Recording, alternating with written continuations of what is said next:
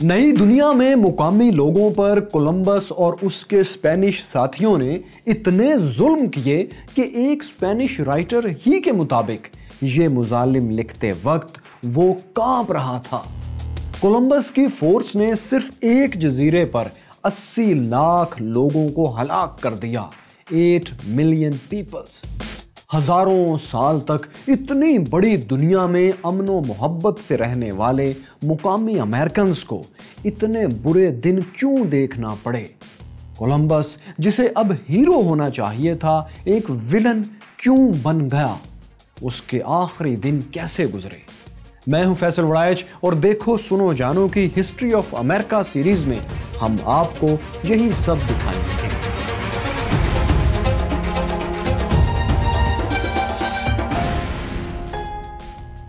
Legend है कि एक दावत में किसी ने कोलंबस से कहा, तुमने एशिया का रास्ता दरियाफ्त करके कौन सा तीर मार लिया है? तुम ना दरियाफ्त करते तो कोई और कर लेता। इस पर कोलंबस ने कुछ अंडे मंगवाए और हाजरीन से कहा कि इन्हें जरा टेबल पर सीधा खड़ा करके दिखा दें। लोगों ने बहुत कोशिश की मगर नाकाम रहे। अंडे हर बार किसी न किसी तरफ लुढ़क जाते थे। फिर कोलंबस ने एक अंडा उठाया और उसकी एक साइड को मेज पर टकरा कर थोड़ा सा पिचका लिया, जिसके बाद कोलंबस ने इसे बहुत आसानी से मेज की सतह पर खड़ा कर दिया। यूं कोलंबस ने हाजरीन को यह पैगाम दिया कि जब एक काम हो जाता है तो फिर वो सबको आसान लगने लगता है, लेकिन कामयाबी का असल क्रेडिट उसी को मिलना चाहिए जिसने ये काम सबसे पहले किया होता है। अब हो सकता है दोस्तों ये वाकया एक लेजेंड हो, फर्जी कहानी हो, लेकिन कोलंबस ने अपनी बातों से स्पेनिश हुक्मरानों को एक बार फिर इम्प्रेस जरूर कर दिया था। उसने हुक्मरानों से डिमांड की कि उसके साथ एक बड़ी फोर्स इस नई दुनिया या एशिया के नए रास्ते की तरफ जो जज़ायर हैं वहाँ रवाना की जाए, ताकि वो अपने दरियाफ्त करदा इलाकों से ज़्यादा सोना लाकर स्पेन में जमा करवा सके मलका और बादशाह के पास। इसके साथ उसने स्पेन की हुकूमत को गुलामों का लालच भी दिया और कहा कि वहाँ के लोग बहुत अच्छे गुलाम साबित होंगे अगर उन्हें स्पेन में लाया जाए। स्पेन के हुक्मरान कोलंबस की बातों से इतना मुतासिर हुए कि उन्होंने 17 बहरी जहाज़ों का एक बेड़ा, 17 शिप्स का एक बेड़ा कोलंबस के हवाले कर दिया। इन जहाज़ों में अमले के 1300 लोगों के अलावा कुछ तादाद में प्रोफेशनल सोल्जर्स भी शामिल थे, सिपाही थे। उनके पास तलवारों, बंदूकों और असलहे की इस बार एक भारी मिकदार थी। उनके साथ सुधाए हुए खूनख्वार कुत्ते भी थे। इस सारी फोर्स ने कोलंबस की ताकत पिछले सफ़र की निस्बत बहुत बढ़ा दी थी, क्योंकि पहले सफ़र में आपको याद होगा कि उसके पास सिर्फ 90 लोग थे, जबकि इस बार 2000 के लगभग फोर्स उसके साथ थी। ये इतनी फोर्स थी कि इससे हिस्पैनियोला की पूरी आबादी को बआसानी कुचला जा सकता था। कोलंबस इस बहरी बेड़े को लेकर हर मुमकिन तेज रफ्तारी के साथ हिस्पैनियोला पहुंचा, मगर जब वो साहिल पर उतरा तो उसे हैरत का एक झटका लगा। वो 39 लोग, 39 पीपल, जिन्हें कोलंबस फोर्ट नवेदाद में पीछे छोड़ गया था, मारे जा चुके थे। बात यह थी कि कोलंबस के स्पेन जाने के बाद उन लोगों ने सोने की तलाश में गैंग बनाकर घूमना शुरू कर दिया था। ये लोग औरतों और बच्चों को अगवा करके अपने पास ले आते और फिर उनके साथ जिनसी तशद्दुद करते, जिनसी ज्यादती करते और उनसे ज़बरदस्ती बेगार लेते। नतीजा ये कि एक दिन मुकामी लोगों के सब्र का दामन छूटा और उन्होंने धावा बोलकर यूरोपियंस को मार डाला और इस किले को आग लगा दी। कोलंबस ने अपने साथियों का ये अंजाम देखा तो आपे से बाहर हो गया। उसने अपने साथ आए सिपाहियों को सोने की तलाश और मुकामी आबादी को गुलाम बनाने का हुक्म जारी किया। चुनाचे ये लोग अब हिस्पैनियोला के जजीरे में फैल गए और देहात में लूट मार करने लगे। मगर तब तक ये बात हिस्पैनियोला में मशहूर हो चुकी थी कि अजनबी लोग अच्छे इंसान नहीं हैं, बल्कि ये उन्हें गुलाम बनाने और सोना लूटने आए हैं। अब मुकामी अमेरिकन्स जो थे, ये लोग स्पेनिश फोर्स का मुकाबला तो नहीं कर सकते थे, चुनाचे इनमें से अक्सर अपने देहात छोड़कर भाग गए। यही वजह थी कि स्पेनिश हमलावरों को ज्यादातर देहात और उनमें जो घर थे वो खाली ही मिलते थे। लोग तो क्या वहां मिलते, गांव-गांव सर खपाने के बावजूद स्पेनिश हमलावरों को वहां सोने की एक फांक तक नहीं मिली। 1495 में जब कोलंबस को वेस्ट इंडीज के चक्कर लगाते हुए तकरीबन 2.5-3 बरस हो गए, तो वो अब अपनी मुसलसल नाकामी से परेशान रहने लगा, क्योंकि सोना नहीं मिल रहा था। फिर उसने सोने की कमी को गुलामों से पूरा करने का फैसला किया।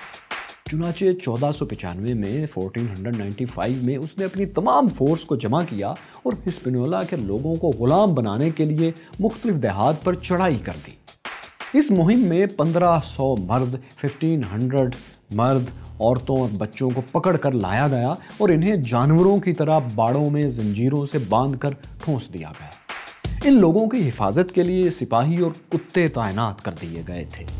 इनमें से 500 गुलाम जो देखने में ज्यादा सेहतमंद और मजबूत नजर आते थे, उन्हें स्पेन भेज दिया गया। इन गुलामों में से 200 के करीब नेटिव अमेरिकन्स तो दोस्तों बहरी सफर के दौरान ही मुख्तलिफ बीमारियों का शिकार होकर मर गए। बाकी जो बच रहे और स्पेन पहुंच गए, उन्हें बाजारों में फरोख्त कर दिया गया। लेकिन ये बिकने वाले भी बेचारे मुकामी अमेरिकन्स यूरोप की आबो हवा सह ना सके, क्योंकि वो यहाँ पले बढ़े ही नहीं थे सदियों से, हजारों साल से। तो ये सब भी एक एक करके मारे गए। जल्द ही कोलंबस को अंदाजा हो गया कि नेटिव अमेरिकन्स को गुलाम बनाकर यूरोप भेजना फजूल बात है, इसलिए उसे हर हाल में सोना ही तलाश करना होगा।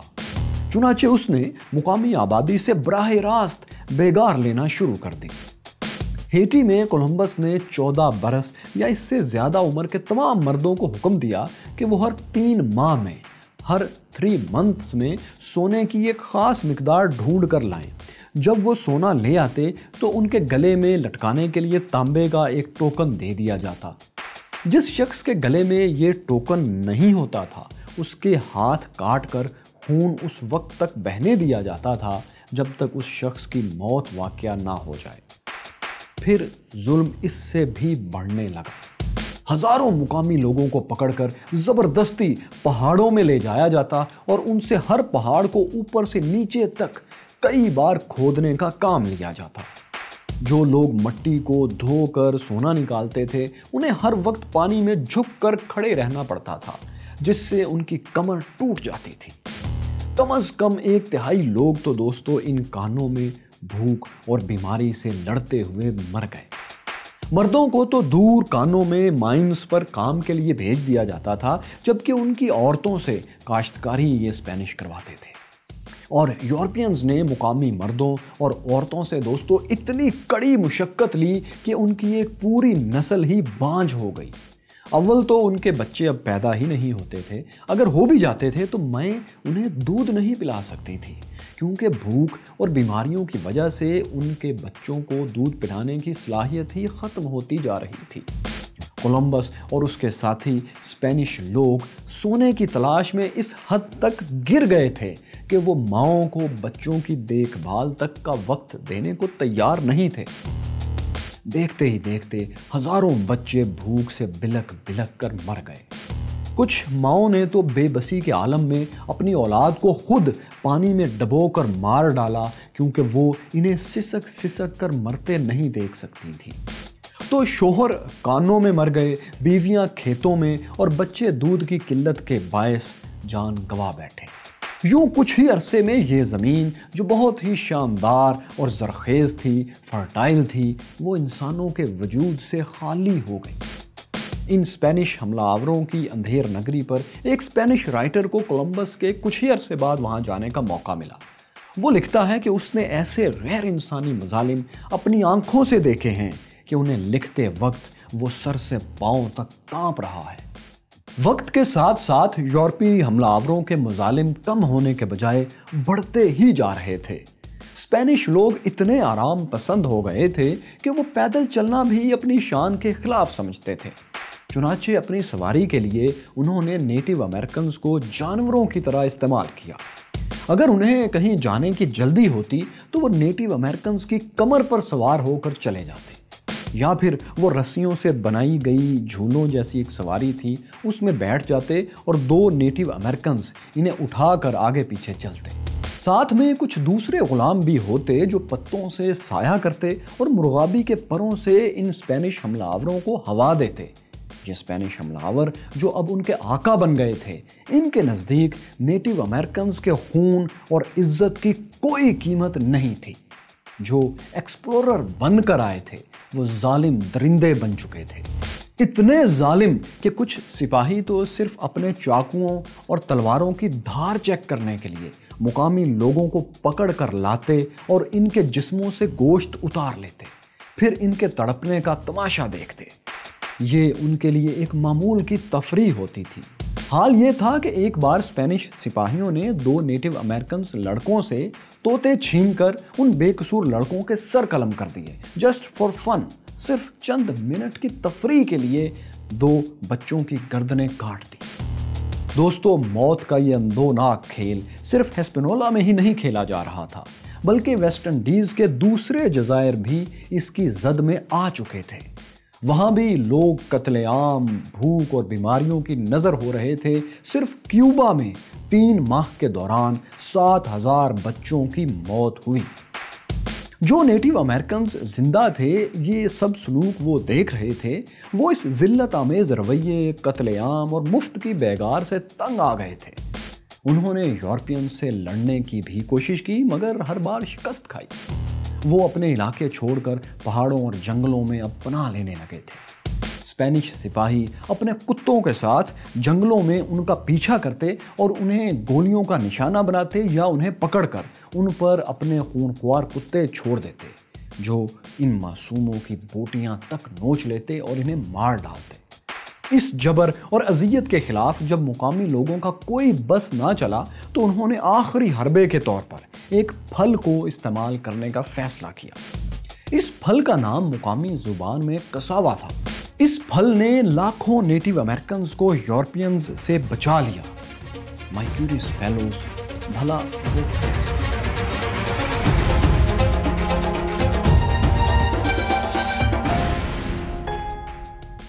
नेटिव अमेरिकन्स इस फल कसावा को खाते भी थे और इसकी कुछ किस्मों से जहर भी कशीद करते थे। तो नेटिव अमेरिकन्स ने इसकी जहरीली किस्मों से अब जहर निकालना शुरू कर दिया। आमतौर पर वो ये जहर अपने तीरों के साथ लगाकर जानवरों का शिकार करते थे, लेकिन इस बार ये जहर उन्होंने खुद पर इस्तेमाल करने का फैसला किया। अरावाक नस्ल के लोगों ने कसावा जहर से बड़े पैमाने पर इज्तिमाई खुदकुशियां शुरू कर दी। हत्ता कि अपने दूध पीते बच्चों को भी वो ये जहर पिलाकर हमेशा के लिए कोलंबस और उसके स्पेनिश साथियों के जुल्म से निजात दिला देते थे। लेकिन जाहिर है तमाम के तमाम लोग तो खुदकुशी से मर नहीं सकते थे, सो बहुत से लोग दूसरे जजीरों पर फरार होने और जान बचाने में कामयाब हो गए। इन्हीं में हिस्पैनियोला का सरदार हातोए भी था। वो अपने कबीले के कुछ लोगों को बचाकर क्यूबा ले आया। उसके पास कुछ थोड़ा सा सोना भी था। महफूज मुकाम पर पहुंचकर हातोए ने सब लोगों के सामने सोना रखा और कहा, यह है वो चीज जिसकी वजह से हमें कत्ल किया जा रहा है। फिर उसने अपने कबीले को स्पेनिश लोगों के लालच और जुल्म से बचाने के लिए ये सोना दरिया में फेंक दिया। उसने समझा होगा खस कम जहां पाक, मगर इसकी ये कोशिश भी किसी काम ना आई। जब स्पेनिश हमलावरों ने क्यूबा का रुख किया तो उन्होंने हातोए के कबीले को ढूंढ निकाला। हमलावरों ने आधे से ज्यादा लोगों को, इसके कबीले के लोगों को कत्ल कर दिया। जो बाकी बचे उन्हें गुलाम बनाकर बेगार लेना शुरू कर दी, उन्हें इस्तेमाल करना शुरू कर दिया। जबकि उनके सरदार हातोए को ना उन्होंने गोली मारी और ना गुलाम बनाया, बल्कि सबके सामने खुश्क लकड़ियों के ढेर पर बांधकर नीचे आग लगा दी। लेकिन मौत से पहले हातोए कुछ ऐसे अल्फाज कह गया जो यूरोपी पादरियों को सदियों तक शर्मिंदा करते रहे। कहते हैं जब हातोए को जलाने के लिए लकड़ी के सतून के साथ बांधा जा रहा था तो एक पादरी ने उसे कहा कि तुम क्राइस्ट को अपने दिल के करीब महसूस करो ताकि तुम्हारी रूह जहन्नम के बजाय जन्नत में दाखिल हो। ہاتھوئے نے جواب دیا، اگر جنت وہی جگہ ہے جہاں تم جیسے عیسائی جاتے ہیں تو میں جہنم میں جانا پسند کروں گا۔ یوں دوستو، انگنت انسان سونے کے بھوکے انسانوں کے ہاتھوں مارے گئے۔ اس سارے قتل عام اور تباہی کا بنیادی ذمہ دار اگر کوئی ایک شخص تھا تو وہ یہی ہوس پرست ٹیم کا لیڈر کرسٹوفر کولمبس تھا۔ یہ اپنے سارے لالچ اور ظلم کے باوجود بھی اسپین میں اتنا سونا نہیں بھجوا سکا جس کا اس نے وعدہ کیا تھا، بلکہ سونے کے بجائے شاہی دربار میں اس کی شکایتیں دھڑا دھڑ پہنچ رہی تھیں۔ وہ جس تیزی سے مقامی آبادی کا خاتمہ کر رہا تھا اور ظلم ڈھا رہا تھا، اس کی داستانیں سن کر اسپین میں بھی کئی لوگوں کے دل پگھل گئے۔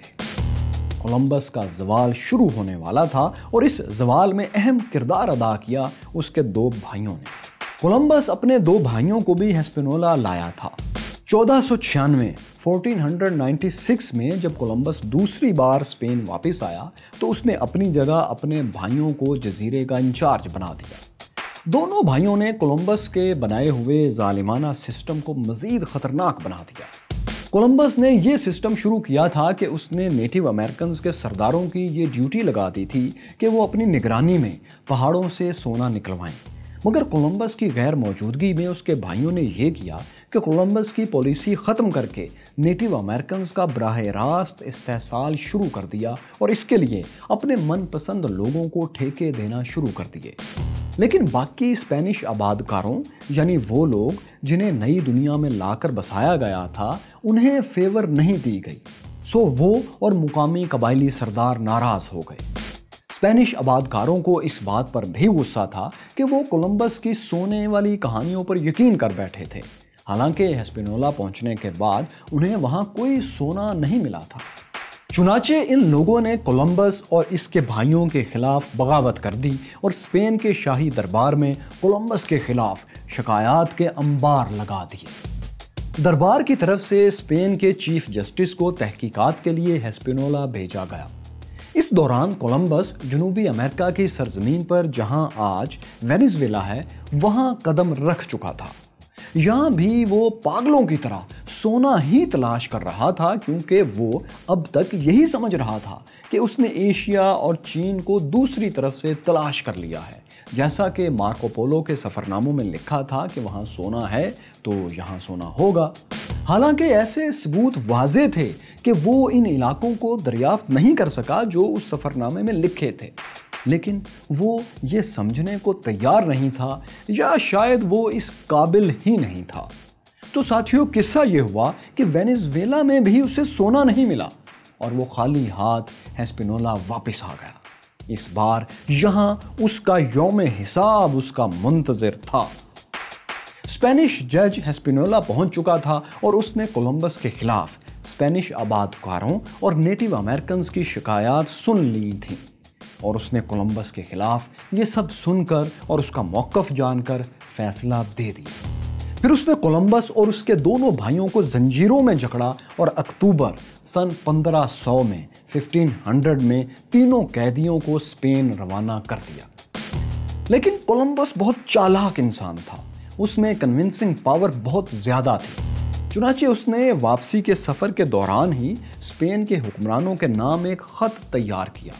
یہ خط اگرچہ ایک ڈیسپریٹ ایفرٹ تھی، لیکن اس خط نے بادشاہ اور ملکہ کو قائل کر لیا۔ خط میں لکھا تھا کہ اگرچہ وہ ابھی سونا تلاش نہیں کر سکا، لیکن وہ اس کے بہت قریب پہنچ چکا ہے۔ خط پڑھنے کے بعد بادشاہ اور ملکہ نے اس کی رہائی کا حکم دیا اور دسمبر 1500 میں غرناطہ میں اس سے ایک ملاقات بھی کی۔ اس ملاقات میں کولمبس نے انہیں یقین دلایا کہ اسے ایک بار اور اسی جزیرے پر جانے دیا جائے تو وہ سونا ڈھونڈ کر ہی واپس آئے گا۔ چنانچہ بادشاہ اور ملکہ نے پھر اس کی بات مان لی اور اسے آخری بار سفر کی اجازت اور وسائل دے دیے۔ کولمبس کو سفر کی اجازت تو اس بار مل گئی، مگر اب اسے نئی دریافت شدہ زمینوں کے گورنر کے عہدے سے ہٹا دیا گیا۔ اب وہ گورنر کی حیثیت سے نہیں بلکہ ایک عام ایکسپلورر کی حیثیت سے واپس جا رہا تھا۔ 1502 میں کولمبس اپنے چوتھے اور آخری سفر پر روانہ ہوا وہ ایشیا کے دھوکے میں اس قدر مبتلا تھا کہ اسے وہاں پرتگالی ایکسپلورر واسکو ڈے گاما سے ملاقات کی توقع تھی۔ حالانکہ واسکو ڈے گاما افریقہ کے نیچے سے ایشیا کا ایک راستہ تلاش کر چکا تھا، جو ظاہر ہے وہ جگہ نہیں تھی جہاں کولمبس پہنچا تھا۔ وہ اس جگہ سے ہزاروں میل دور تھی۔ اپنے آخری سفر میں کولمبس سونے کی تلاش میں ہونڈراس، پاناما اور نکاراگوا میں بھی مارا پھرتا رہا، لیکن اسے سونا نہیں ملا۔ اس دوران وہ ایک بار اپنے 50 ساتھیوں کے ساتھ جمیکا کی بندرگاہ سانتا گلوریا میں پھنس گیا۔ اس کے پاس کھانے پینے کا سامان ختم ہو چکا تھا اور وہ واپسی کے لیے بھی راستہ تلاش نہیں کر پا رہا تھا۔ اس نے اپنے بحری جہاز کو ساحل پر ہی روک لیا اور کچھ ساتھیوں کو ایک کشتی میں بھیجا تاکہ وہ ہسپینولا تک پہنچنے کا راستہ تلاش کریں۔ ان کے جانے کے بعد کولمبس کے لیے مشکل دور شروع ہو گیا۔ اس کے پاس کھانے پینے کا سامان ختم تھا اور مقامی لوگ اسے یہ سامان دینے پر تیار نہیں تھے۔ چنانچہ جب خوراک کی قلت بڑھ گئی تو کولمبس نے نیٹو امریکنز کے ساتھ ایک عجیب داؤ کھیلا۔ اس نے نیٹو امریکنز کے سرداروں کو بلا کر دھمکایا۔ اس نے کہا خدا اس بات پر ناراض ہے کہ مقامی لوگ اس کے پیروکاروں کو کھانا پہنچانے میں سستی کر رہے ہیں۔ چنانچہ اس نے ان لوگوں کو قحط اور بیماری کے ذریعے سبق سکھانے کا فیصلہ کر لیا ہے۔ اس نے یہ بھی کہا کہ خدا نیٹو امریکنز کو دی جانے والی سزا کے حوالے سے آسمان پر پہلے ایک واضح نشانی ظاہر کرے گا۔ چنانچہ کولمبس نے سرداروں سے کہا کہ وہ اس رات آسمان پر چاند کو غور سے دیکھیں، کیونکہ اس رات چاند سرخ اور دہکتا ہوا نظر آئے گا۔ اب ظاہر ہے نیٹو امریکنز پر کوئی اوپر سے عذاب تو نازل ہونے والا تھا نہیں، لیکن کولمبس کی بات میں اتنی حقیقت ضرور تھی کہ چاند کے سرخ اور دہکتا ہوا ہونے والی بات اس کے علم میں تھی۔ وہ اس طرح کہ اسے ایک یورپی جنتری جو ستاروں اور چاند سورج کے حساب سے لکھی گئی تھی، اس حساب سے اسے پتا تھا کہ 3 دن کے بعد 29 فروری 29 فیبروری 1504 کی رات مکمل چاند گرہن ہوگا۔ چنانچہ کولمبس نے اسی ٹیبل یا جنتری پر یقین رکھتے ہوئے پورے اعتماد سے نیٹو امریکنز کو ایک آفاقی دھمکی دے ڈالی۔ پھر یوں ہوا کہ یہ پیشگوئی پوری بھی ہو گئی۔ 29 فروری کی رات واقعی چاند کو گرہن لگ گیا۔ نیٹو امریکنز نے چاند گرہن دیکھا تو انہیں کولمبس کی سچائی پر یقین آ گیا اور وہ ڈر کے مارے کولمبس اور اس کے ساتھیوں کو کھانے پینے کا سامان فراہم کرنے لگے۔ کولمبس کو جمیکا میں تقریباً 1 برس یوں ہی گزارنا پڑا۔ اس دوران اس کے ساتھی جو کشتی میں سوار تھے وہ ہسپینولا تک پہنچنے میں کامیاب ہو گئے تھے۔ چنانچہ ہسپینولا سے تاخیر سے ہی صحیح، بہرحال مدد پہنچ گئی اور کولمبس جان بچا کر جمیکا سے ہسپینولا چلا آیا۔ مگر اس کا یہ چوتھا اور آخری سفر بھی اب ناکام رہا تھا، بلکہ شاید سب سے زیادہ مایوس کن سفر یہی تھا۔ چنانچہ جاپان اور چین پہنچنے کی حسرت دل میں لیے ایک مایوس کولمبس جو اب بوڑھا اور بیمار رہنے لگا تھا، واپس اسپین چلا گیا اور پھر 1506 میں اپنی موت تک وہ وہیں رہا۔ لاکھوں بے گناہ نیٹو امریکنز کی موت کا باعث بننے والا کولمبس آخری وقت تک بہرحال ٹھاٹھ سے زندگی بسر کرتا رہا، کیونکہ ملکہ کے وعدے کے مطابق اسے نئی دنیا سے آنے والے تھوڑے بہت سونے کا 10واں حصہ بہرحال ملتا رہا۔ لیکن وہ اپنی موت تک اسی دھوکے میں رہا کہ وہ ایشیا کا نیا راستہ تلاش کر چکا ہے۔ مائی کیورس فیلوز، کولمبس تو ایشیا کے دھوکے اور سونا نہ ملنے کی مایوسی میں مر گیا، لیکن دوسرے لوگ ایسے دھوکے میں نہیں آئے۔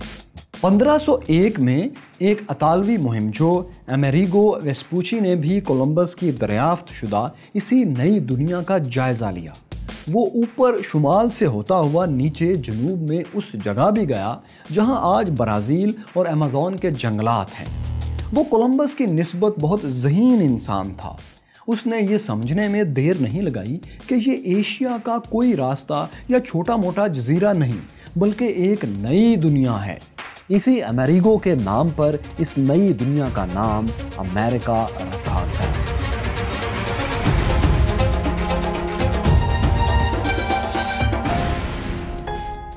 दोस्तों, कोलंबस ने नेटिव अमेरिकन्स की तबाही का जो दरवाज़ा खोल दिया था वो उसकी मौत के साथ बंद नहीं हुआ। कोलंबस की आमद के 21 बरस के अंदर हिस्पैनियोला इंसानों के वजूद से यकसर खाली हो चुका था। इस जजीरे पर रहने वाले तकरीबन 80 लाख लोग, जिन्हें कोलंबस इंडियंस समझता था, वो स्पेनिश हमलावरों की खूनरेजियों, बीमारियों और मायूसी के हाथों अब ख़त्म हो चुके थे। अमेरिकन होलोकॉस्ट के मुसन्निफ डेविड स्टैनर्ड के मुताबिक हिस्पैनियोला पर होने वाली तबाही जापानी शहर हिरोशिमा पर एटमी हमले से 50 गुना ज़्यादा थी। बाकी जजीरों पर जो कत्लेआम हुआ वो इसके अलावा था। दोस्तों, ये हिस्पैनियोला का वो जजीरा है जिसकी ज़मीन में वो लाखों बेगुनाह इंसान दफन हैं जिन्हें कोलंबस और स्पेनिश हमलावरों ने मौत के घाट उतारा था। इन लोगों की जगह यहाँ स्याफाम अफ्रीकन्स को लाकर बसाना शुरू किया गया, क्योंकि वो अरावाक लोगों की तरह यूरोप से आई हुई बीमारियों से मरते नहीं थे, बल्कि उनमें यूरोप की बीमारियों से इम्यूनिटी या उनसे मुकाबले की सलाहियत मौजूद थी। चुनाचे इन्हीं गुलामों और सफ़ेद फार्म आबादकारों की औलादें और मुश्तरका नस्लें ही आज यहाँ आबाद हैं। तो नेटिव अमेरिकन्स की जगह स्याह फार्मों की आबादकारी से अमेरिका में गुलामी के एक नए दौर का आगाज़ हुआ। मगर अरावाक नस्ल के लोग, जिन्हें कोलंबस ने मौत और तबाही से दो चार किया था, वो भी मुकम्मल तौर पर 100% ख़त्म नहीं हुए। वेस्ट इंडीज़ के दूसरे जज़ायर से कुछ लोग जिंदा बच निकले और जनूबी अमेरिका में नीचे की तरफ चले गए। ये लोग आज वेनेजुएला, गयाना और सूरीनाम के इर्द गिर्द के इलाकों में रहते हैं। कभी कोलंबस का नाम इन लोगों के लिए दहशत की अलामत था, तो आज इनकी जो नस्लें बच रही हैं उनके लिए कोलंबस का नाम एक नफरत का निशान है। कोलंबस ने एक बड़ा ईसाई अंपायर बनाने की जो मुहिम शुरू की थी वो इसकी मौत के बाद भी जारी रही। स्पेनिश एम्पायर वेस्ट इंडीज़ के ज़्यादातर हिस्सों पर पूरी तरह काबिज हो चुकी थी और अब उसकी नज़रें जनूबी अमेरिका पर लगी हुई थीं, जहां एज़टेक एम्पायर था। ये दोस्तों वो नेटिव अमेरिकन्स की रियासत थी जिसके पास वाकई सोना भी था और बेशुमार दूसरे कीमती ख़जाने भी। लेकिन इस अंपायर के लोग वेस्ट इंडीज़ के अरावाक नस्ल के लोगों की तरह कमज़ोर नहीं थे, बल्कि नई दुनिया के सबसे ताकतवर लोग थे और ये अंपायर वहाँ की ताकतवर अंपायर थी। यहाँ के लोगों ने इनका स्पेनिश का पूरा मुकाबला किया। ये मुकाबला उन्होंने कैसे किया और इसका नतीजा क्या निकला? एज़टेक का वो कौन सा देवता था जिसे उन्होंने पहचानने में बहुत देर कर दी? अमेरिका में स्पेन के रास्ते की आखिरी दीवार कौन बना? ये सब आपको दिखाएंगे, लेकिन हिस्ट्री ऑफ अमेरिका की अगली किस्त में, जिसके लिए आप यहाँ टच कर सकते हैं। यहाँ देखिए इटली के डिक्टेटर मुसोलिनी की नाकाबिले फरामोश बायोग्राफी, और ये रही सिसिलियन माफिया की सनसनीखेज सच्ची डॉक्यूमेंट्री।